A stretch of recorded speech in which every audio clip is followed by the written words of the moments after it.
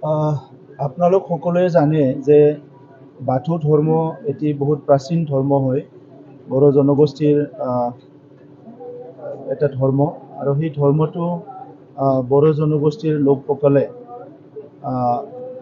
আমি ক'ব নোৱাৰা টাইমৰ পৰাই এই ধৰ্মটো সকলো চলাই আহিছে। ইয়াৰ বিভিন্ন ৰীতি নীতিৰ মাজেৰে বড়ো জনগোষ্ঠী সদায় আগুৱাই আহিছে আৰু আজিৰ বড়ো জনগোষ্ঠীৰ সংস্কৃতি, বড়ো জনগোষ্ঠীৰ সকলো যি জনগোষ্ঠীৰ ৰীতি নীতিবিলাক চব জীয়াই আছে এইটো বাথৌ ধৰ্মৰ কাৰণে। গতিকে আজি বাথৌ মহাসভাই এই বাথৌ যি ধৰ্ম, এই ধৰ্মটো সংস্কাৰ কৰি বৰ্তমানৰ সময়ত বড়োৰ লগতে বিভিন্ন বড়োৰ একেলগে বসবাস কৰা আমাৰ একে ক্লায়েণ্টছৰ বিভিন্ন গ্ৰুপে এইটো ফ'ল' কৰিব পৰাকৈ বাথৌ ধৰ্মটো আজি ৰিফৰ্ম কৰি লৈছে আৰু ইয়াৰ ওপৰত বহুতখিনি গৱেষণা হ'ল, ইয়াৰ ওপৰত বহুতখিনি ছেমিনাৰ হ'ল আৰু আজি বাথৌ ধৰ্ম বিশ্বৰ বুকুত সকলোৱে জানা এটা ধৰ্ম হৈ গ'ল।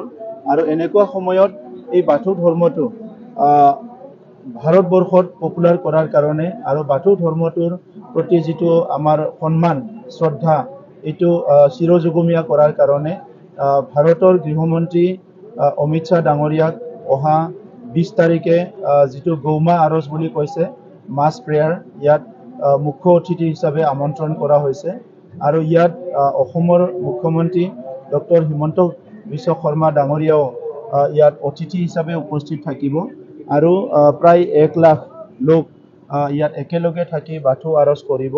চ' এই ঐতিহাসিক দিনটোৰ কাৰণে আমি সকলো বাট চাই আছোঁ। ভগৱানৰ ওচৰত প্ৰাৰ্থনা কৰিছোঁ সেই দিনটো যাতে ভালে ভালে পাৰ হৈ যায়। আফা বৰাই বাথৌৰ ওচৰত প্ৰাৰ্থনা কৰিছোঁ সেই দিনটো যাতে ভালে ভালে পাৰ হৈ যায় আৰু এই কাৰ্যসূচীটো যাতে সফল হয়, ইয়াৰ কাৰণে আফা বৰাই বাথৌৰ ওচৰত প্ৰাৰ্থনা কৰিছোঁ। আৰু এনেই মানে লাখ লাখ জনসাধাৰণ আহি আছে, তথাপিতো যিসকলে এই ঐতিহাসিক দিনৰ সাক্ষী হ'ব বিচাৰে তেখেতসকলে এই সভাত আহিব পাৰে। মই তেখেতসকলক আহিবলৈ আহ্বান জনাইছোঁ।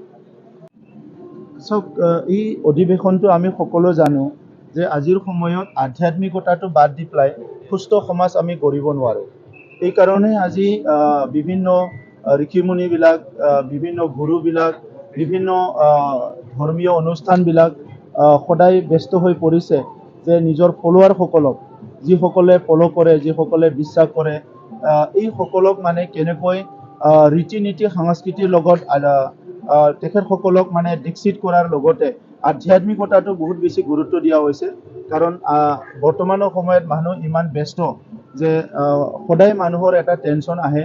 এনেকুৱা সময়ত ধৰ্ম চৰ্চা কৰা, আধ্যাত্মিকতাৰ প্ৰতি সকলোৰে যদি অলপ জ্ঞানটো বাঢ়ে তেনেহ'লে সকলো সুস্থভাৱে থাকিব পৰা যায়, নিজৰ জীৱন, নিজৰ পৰিয়াল, সমাজখন আগুৱাই লৈ যাব পৰা যায়। সেইকাৰণে বাথৌ ধৰ্মটো প্ৰত্যেক মংগলবাৰে প্ৰেয়াৰ কৰা হয়, আৰজ কৰা হয়। প্ৰত্যেক মংগলবাৰে থানচালিত সকলো একত্ৰিত হয় আৰু ইয়াত আৰজ কৰা হয়।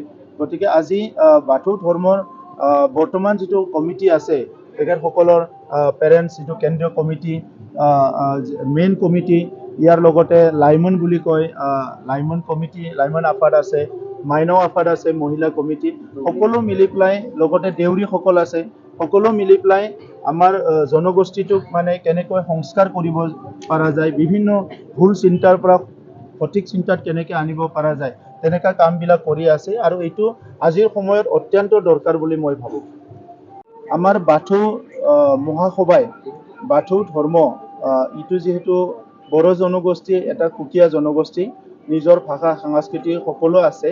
সেইকাৰণে বড়োৰ যিটো ধৰ্ম, বাথৌ ধৰ্মটো ভাৰতৰ যিটো কেলেণ্ডাৰ, এই কেলেণ্ডাৰত এটা স্থান দিয়াৰ কাৰণে বাথৌ মহাসভাই অনুৰোধ কৰি আহিছে ভাৰত চৰকাৰক।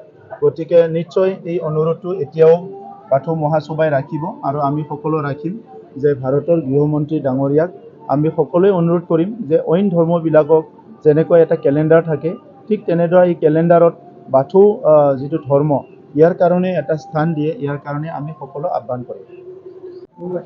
ৰাতিপুৱা বাথৌ মহাসভাৰ 13তম অধিৱেশন ঠেলামাৰাত হ'ব। এই অধিৱেশনত বাথৌ পৰম্পৰাৰে 1 লাখৰো অধিক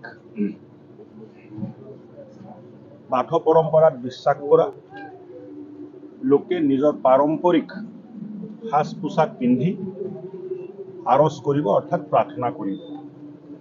এই কাৰ্যক্ৰমত ভাৰতৰ মাননীয় গৃহমন্ত্ৰী অমিত শ্বাহ ডাঙৰীয়া, অসমৰ মাননীয় মুখ্যমন্ত্ৰী ডক্টৰ হিমন্ত বিশ্ব শৰ্মা ডাঙৰীয়া, অসমৰ কেইবাজন কেবিনেট মন্ত্ৰী, সাংসদ, বিধায়কক ধৰি বাথৌ মহাসভাৰ সভাপতি, মহাসচিব উপস্থিত থাকিব।